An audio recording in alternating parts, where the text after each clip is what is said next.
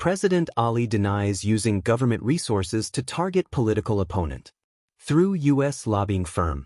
News source Guyana reports, President Irfan Ali has strongly denied allegations that his government has been using state resources to finance a political attack on presidential candidate Azruddin Mohammed through a U.S.-based lobbying firm.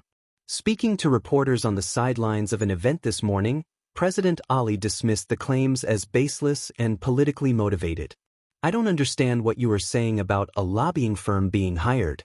The government has hired no lobbying firm to target anyone, so the premise of your question is wrong. You need to come again with facts," the president said in response to a question from news source.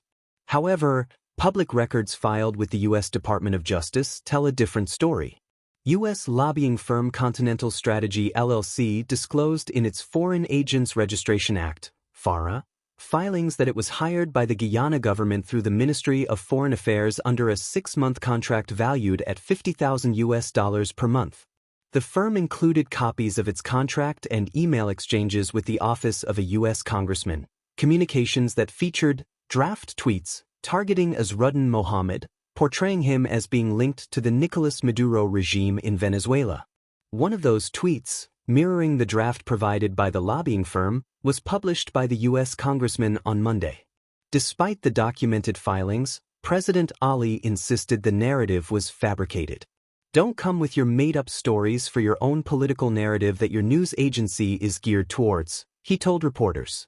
When pressed further about the government's engagement with the lobbying firm, particularly in relation to Venezuela and Mohammed, President Ali maintained that Guyana is committed to protecting its diplomatic interests. "Venezuela remains a threat. We have the capability and necessary partnerships to keep our allies informed and ensure our diplomatic communications are intact," the president said.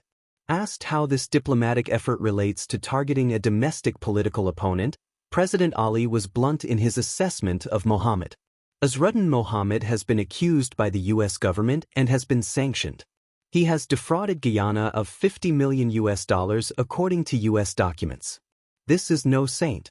This is a man dangerous to our society," Ali said, referencing Mohammed's sanctions by the U.S. Treasury Department's Office of Foreign Assets Control, OFAC. As reporters continued to question him on the potential misuse of government funds for political attacks, President Ali initially left the event but briefly returned to make a final statement. "The People's Progressive Party does not need state resources to run our campaign. Our campaign is run by the people of Guyana. We will defeat any force ahead of us," he declared.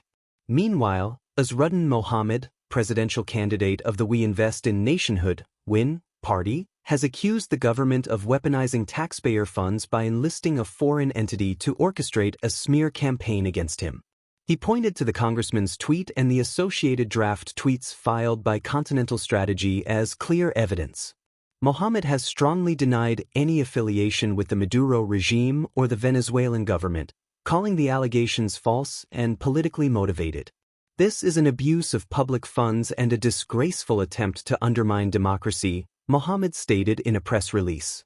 The controversy has further intensified the political climate ahead of Guyana's highly anticipated general and regional elections, slated for September 1, 2025.